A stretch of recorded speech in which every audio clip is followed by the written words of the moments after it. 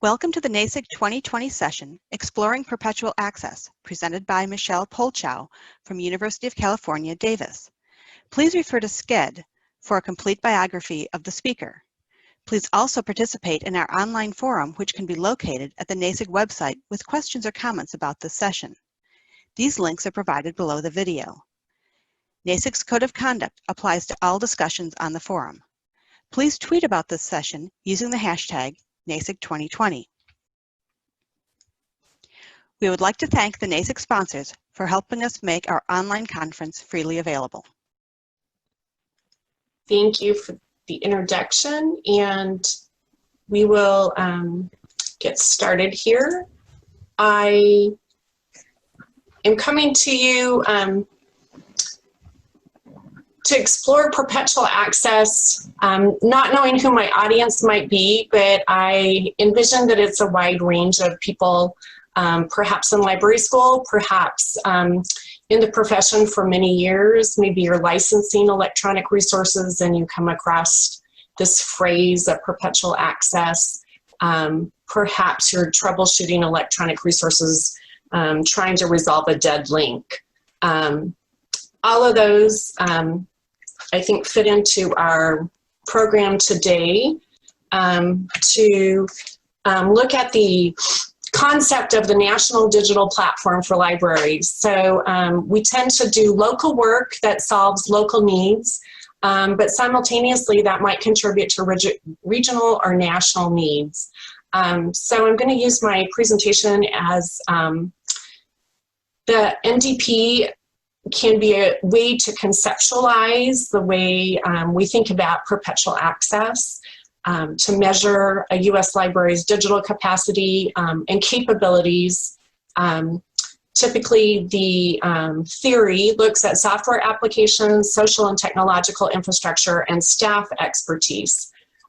So I guess the question I pose today is whether perpetual access using the filter of the National Digital Platform, are we collaborative or are we rather disconnected in our approach to perpetual access? My presentation will really just focus on the last two aspects of social and staff expertise. We probably allude to the technological infrastructure, but that won't be the focus today. So when I first got to the University of California, being the electronic resources librarian, Elsevier and UC came to an impasse for a read and publish agreement to allow 10% of research for UC is published in Elsevier, and I take that back. I'm not sure that's the correct ratio, but it's substantial enough that the open access would be of great value to the University of California for scholarly purposes. So when negotiations stalled, you know, they said, don't worry, we have perpetual access to the back files. So having read many, many licenses, I immediately thought to myself, don't worry, huh? Well, let's see what the fine print says. So in this case, Elsevier, their license does agree to perpetual access for the UC on their platform, that we can continue to access what we paid for, and that there was substantial work that needed to be done to reconcile which titles those exactly were. So it was very dependent upon record keeping to have the perpetual access ultimately determined. Today, Jennifer Leffler had originally planned to present with me in Spokane, but I bring you her story of how she became interested in perpetual access, and the University of Northern California, or I'm sorry, Northern Colorado, they had a license with perpetual access. Due to cost-cutting measures, they canceled their subscription, So they knew that that would lead to access. So the society publisher had the ability to select the format. So along in the mail came a flash drive. I think for the university, there was not really a system in place to host this material. Additionally, I think when they looked at the fine print, they realized that it was the publisher's choice to select the backup copy, and so I think that brings us to how licensed electronic resources are typically licensed. I often refer to Thomas Lipinski's quote, "When libraries broaden acquisitions to include not just sales, but to also encompass licensing in their business models, the effect has far greater implications beyond acquisitions." Perpetual access is definitely in that ballpark. So when you're renting library content as opposed to purchasing it, such as a print book, one of the license issues is whether you retain content after the agreement ends. Is this dependent upon an ongoing relationship between the parties, or can access extend beyond the termination of the agreement? And then the licensor supplies the licensee with archival copies. In Elsevier's case, it was on Elsevier's platform. On the society, it was on a flash drive. And then there can be questions about the lawful ownership of the digital copy, and what can that licensee do with that content. In Colorado's case, how would they host that content? So I'm going back to the LibLicense model license language, and they have some suggestions on how you can phrase the survival of the agreement after termination of your terms, and equivalent access after termination may be something that your institution needs because you don't have the hosting capabilities for content on a jump drive. And then how does the licensee take over that equivalent access, which again can be reliant on a lot of record keeping. When we look at the authorized uses for the backup copy, there can be clauses where you cannot exercise your right to the backup copy until the agreement is terminated. And in some cases, terminating the agreement requires the licensee to destroy all backup copies. So in looking at all of these issues, you really have to recognize that, that a backup copy may not always be the best path to perpetual access. I'm going to jump over to some open access content. We experienced a problem with links for USGS. And interestingly, when we asked for the link to be fixed, they provided us with copies from the Wayback Machine. So USGS is in the situation that they're reliant on backup copies, and they don't even have direct access to some of their own content. I think that link rot and reference rot are very much related to perpetual access. When content jumps around to new or improved websites, webmasters can even forget to register their domain. Commercial businesses do go out of business. And then the reference rot, because electronic is dynamic, you're not always sure of a version that you might have. And I think the International Journal of Applied Research in Natural Products was a troubleshooting ticket we had. It's an open access journal, and the faculty member I think sadly came to me as a last resort, hoping I would have some magic to find this journal. Ultimately, I found that Ulrich's had information. They even had the editor that I could contact, but I got no results. So when I contacted Ulrich's to let them know I wasn't getting any information on where this journal was, they just sent me an email back and said, oh, okay, we've set it to ceased, and it was over with. So I was really disappointed that that was what the library could offer this faculty member on this journal. But I think, again, it's an example of how important this issue has become. The legal discipline is highly reliant on perpetual access. The law is a field where both the profession and scholarship are highly cited, and it's ended up taking pretty sophisticated internet research skills to find the correct citing of the law for the revisions that the law can undergo. So now that law can be found on the website, it can be edited, and there's no record of its historic changes. I highly recommend Ellie Margolis's chapter in Partners for Preservation book on the complexities for perpetual access to all levels of law, city, local, state, and federal.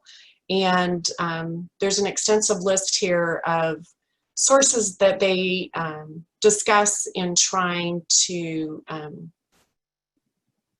keep perpetual access to the scholarly record and the legal record for our society.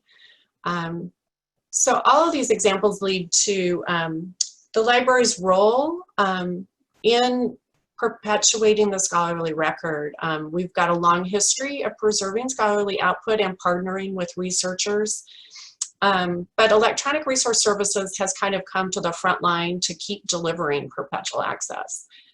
NESIG has, for several years, been pursuing this topic. The Digital Preservation Committee has excellent Digital Preservation 101 guide for those who are new to this topic, as well as some talking points to use with publishers in licensing.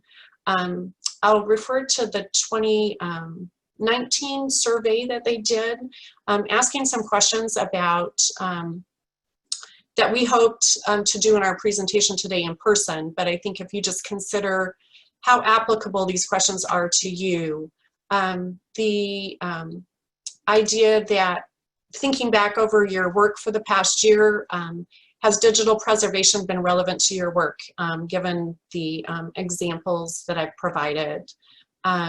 Does your institution have a digital preservation policy? Does your job description include preservation? And then being familiar with terms such as perpetual access, a trigger event, and the track certification that third-party preservation entities use. And then familiarity with digital preservation services, clocks, Portico, Internet Archives, and HoneyTrust. And then in your opinion, or can you maybe surmise what your library director's opinion might be as to who should be responsible for digital preservation? Is it the libraries? Is it the publisher that you've contracted with?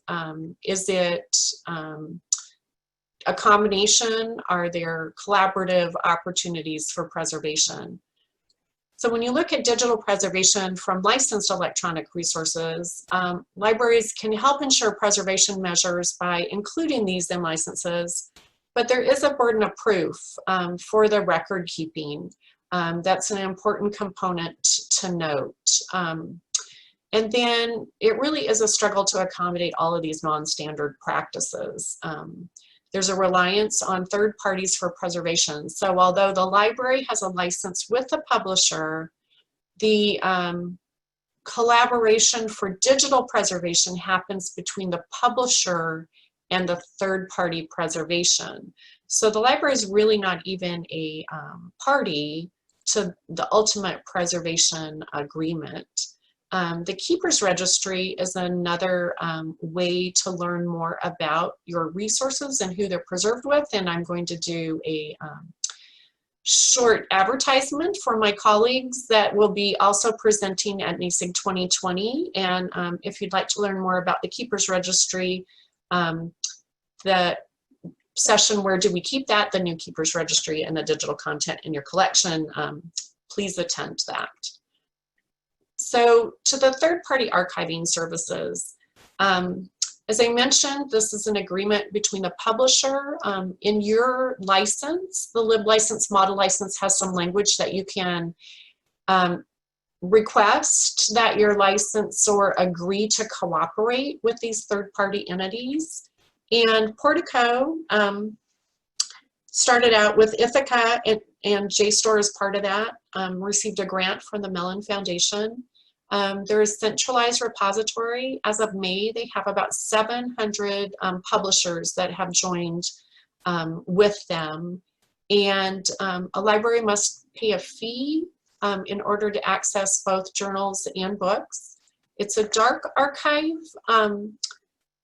However, about 80%, 70 to 80% of content can be accessed post cancellation of your subscription.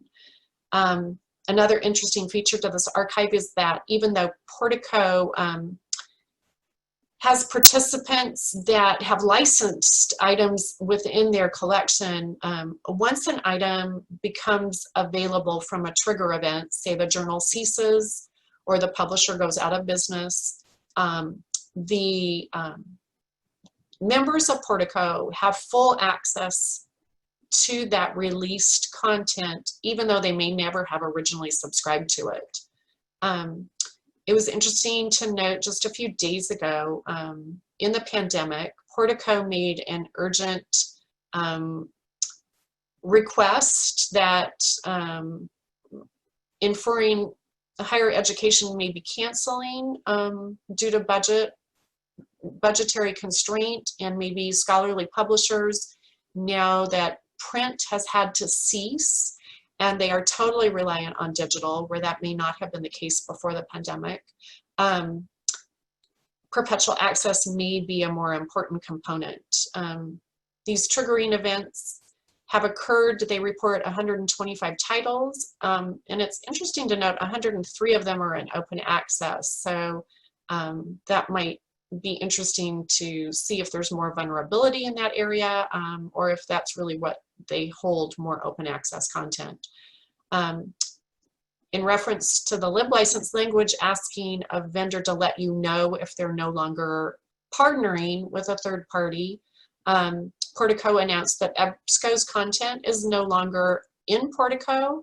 They have some ebooks, but that EBSCO has left this agreement.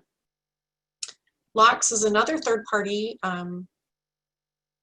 program that lots of copies keep stuff safe. It was an agreement, or it was a grant project between Stanford University and the Mellon Foundation. And it operates very differently. It's a decentralized distributed preservation system where you have lock boxes that are taking backup copies. And when you have lots of these backup copies associated with libraries or government entities or research, they are able to ultimately find a working copy. Say if there was a natural disaster that happened in your library and you have server outages, or the publisher has server outages, you don't have to wait for a triggering event. This content is always available. So when the publisher is unable to deliver content, libraries can switch over to the lockboxes and continue to have perpetual access. Examples of lockboxes: the Government Printing Office runs their pearls off of a system such as this, and Harvard's perma.cc, which is the initiative to take snapshots of law and local, federal, state laws as they change online dynamically. They're able to preserve this using the locks. Clocks is a dark archive using the lock system, and the only way you can get to Clocks content is when it's no longer available from a publisher. So we've been talking about licensed content and third-party preservers, and because this is license related, I'm going to add open access here.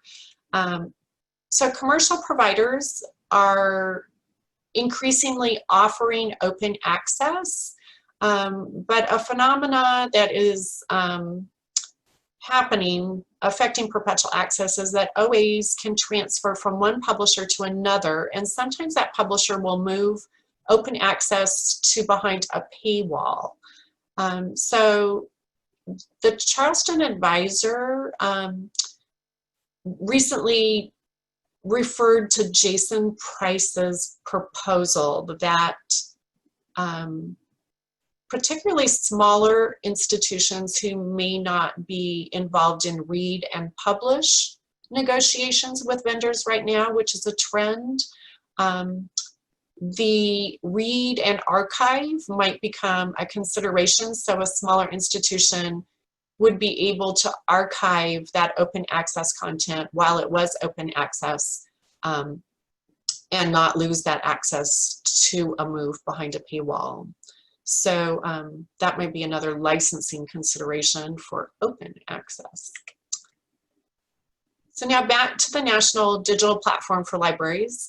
Since you missed some of my previous slides, I'll refer to this again, that so libraries can take many measures to be able to work for perpetual access. And I'm going to switch here and go into the social contract of the U.S. Constitution and copyright and fair use. So there's a section 108 that permits libraries to make certain uses of copyrighted materials to ensure its availability over time. Someone refers to this as the library's superpowers, but it is intended for preservation, replacement of collection items, and to ensure patron access. So in the last few years, controlled digital lending is a perpetual access initiative. Several librarians in the United States also hold JDs. So with their very specialized knowledge, they created best practice for libraries, which boils down to one copy to one user. So an example I like to give is that I have 2 print books and 1 electronic ebook for the same title. If I put my 2 print books on a shelf, I can now circulate 3 electronic copies, but I have no more copies than what the library initially purchased. So I have not expanded the access, but have merely changed the format in order for access. And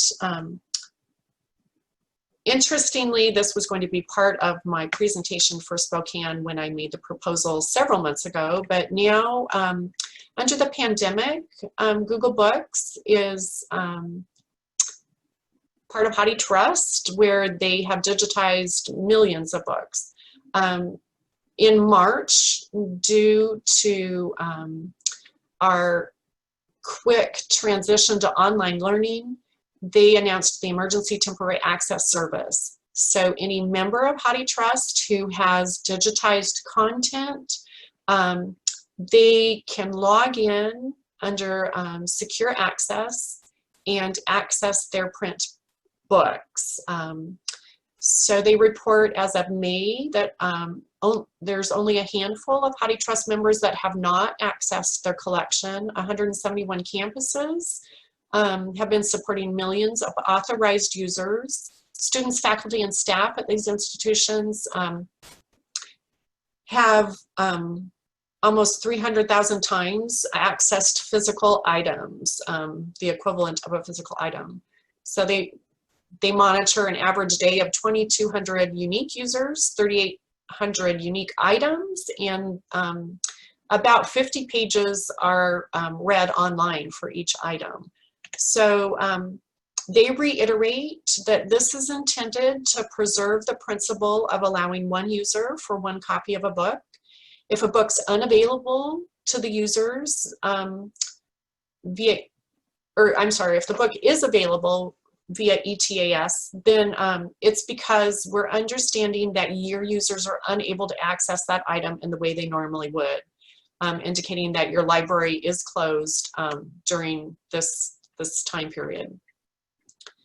Internet Archive has also announced a practice of controlled digital lending. They have called this the National Emergency Library, running in parallel with the United States national emergency. This practice will end when the United States national emergency is declared over.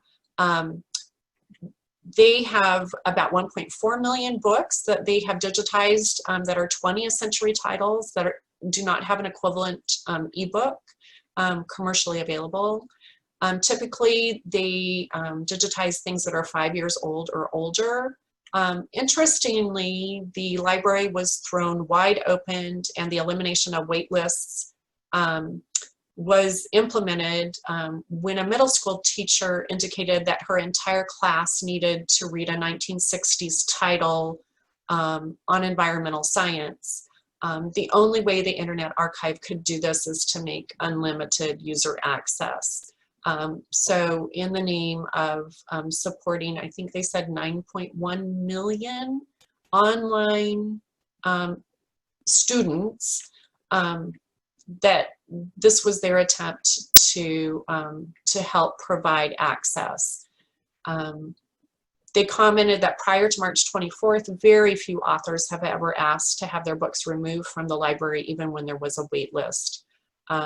So additionally, they hold 2.5 million items in public domain. So any user is able to access that information. Prior to this, libraries can have content digitized with the Internet Access, the Internet Archives, and then have that access through a institution-specific login. So when normal comes back in whatever form that looks, this is another perpetual access pathway for libraries. And I believe there really is not a charge for this. So the Internet Archive is very eager to do this as a service to the community. Exciting news, just a couple of weeks ago, the Internet Archive found out Seattle Bop Street Records was up for sale. The owner wanted to retire, and he noted that selling retail in a pandemic is not a great time to do that. But sight unseen, the Internet Archive will noted treasures in the collection, such as high school marching bands, soundtracks to foreign films, and they're going to be adding that to their collection. So the Academic Library Trust is another initiative under copyright preservation superpowers. They look at obsolete VHS format and they cooperatively digitize, so not everyone has to digitize their VHS format. You can share the digitization, and then there's an online distribution channel. You do need to keep track of your receipts and have documentation of your collection, even if your VHS tape no longer works. As long as you can verify that the library did at one time own this, you're able to participate with that title. And then there is a fee for this to keep the organization costs and organization structure intact. So again, use of Section 108. And now to go to staff expertise, and this is as critical as social structures. And I think hopefully you'll find ways that you can become more collaborative and connect perpetual access within your institutions. I like young Davis's image of how technical services now sits within different departments of the library. We've talked about how scholarly communication and open access has perpetual access issues, discovery issues, licensing issues, you know, how our Portico links when trigger events happen, getting into your MARC records, and updating those links for access. I think the other way I envision this is that we all have a lot of activities going on, and how can we think of perpetual access as being integral to maybe we all have reduced staffing from years ago. We're trying to create more increased efficiencies. Will our collections have cost cutting coming up? We're all trying to move more towards open access and make scholarship more readily available, and storage capacity for print books is an issue at many institutions. So how do all of those fit together? Maybe interlibrary loan is one way to look at the national digital platform for perpetual access, but not everyone is doing this. One example I'll give, when I worked at, I was at an institution that was within both Washington Research Library Consortium and VIVA, the Virginia Consortium.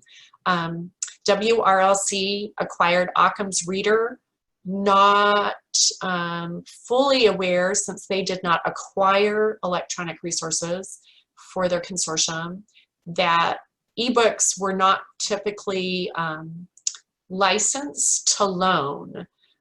So we had a method of loaning under secure technology that publishers felt comfortable content was being securely shared for a limited amount of time, but there was no content. So Viva happened to negotiate groundbreaking licenses to allow interlibrary loan.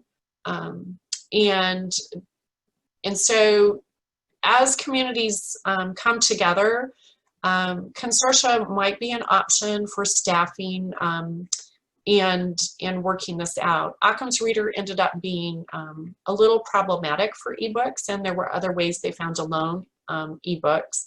But I understand Occam's Reader now can be really beneficial to share data sets, and additionally a way to maybe scan print material and use controlled digital lending to loan a short-term loan, particularly as a service to your internal community who may not be able to get to your library.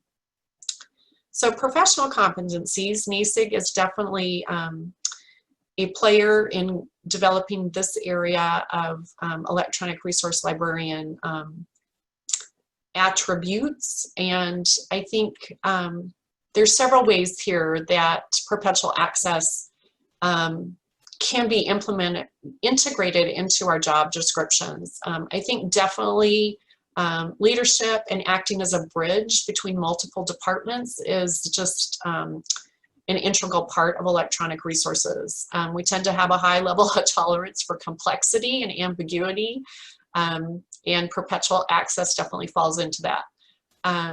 We have an understanding of system architecture, so the linking, but we also have options for systems that support our access and preservation.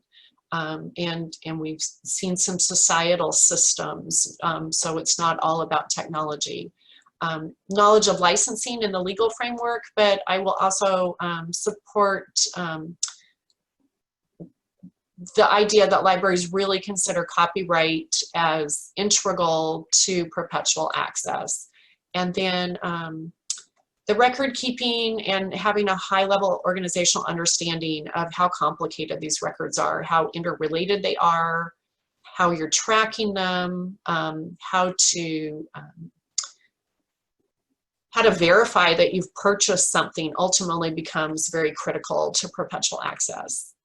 And so kind of as a review here, the National Digital Platform has all of these societal features to use the Wayback Machine for backup copies. We have digital preservation third parties. Licenses and copyright are pathways for libraries to have cooperative relationships or practices. And Internet Archive and HathiTrust may be new ways of thinking of direct partnerships libraries can take rather than relying on publishers' relationships with third parties. And if we were in Spokane, I would tell you when you're back home, how might you operationalize this in your library? So sitting in front of your computers, how might you operationalize this? So again, I think paying attention to your receipts, good record keeping, making sure you have full access to everything that you have paid for, keeping title lists over the years and how those have changed. Maybe in electronic resource troubleshooting, do you map authorities for broken links? How far will you go to find out if, as in my professor who had hoped the Open Access Journal was not lost, was there more that we could have done for him to find out? The Wayback Machine had no copies of it. So everything that we tried, you know, we have not gone to the third parties to check to see if those titles are there. Should that be part of our protocols? Looking at your multi-purposed activities, our interlibrary loan notes proudly they delete copies of everything that they loan. But it makes me wonder if we can look at big data and see how frequently an article might be loaned or a book might be loaned. And this really is a perpetual access issue that we should be keeping a copy. We should not be tossing out a copy and redoing the copy each time. And obviously it's a high demand article. It's a high demand book. Our community is looking to Davis to supply something that others don't have. So I think, again, that multi-purposed activity can be data-driven, and it can lead to strategies for perpetual access, improving or creating a policy on perpetual access. And if your job descriptions don't have this in the descriptions, obviously there's many ways from today's discussion about how you can do that. So I appreciate your time today. I apologize that you did not get to see all the slides, but I think they will be available through NASIG, and we will be submitting a summary of our presentations for the annual recap of the conference. If you do have any questions, please feel free to contact me, and I appreciate your time today. Thank you, Michelle. That was great. And thank you for attending this NASIG 2020 session. The speaker will be monitoring the NASIG forum through June 2020. The links to the forum, SCED, and our code of conduct are below this video. Please tweet about this session using the hashtag NASIG 2020.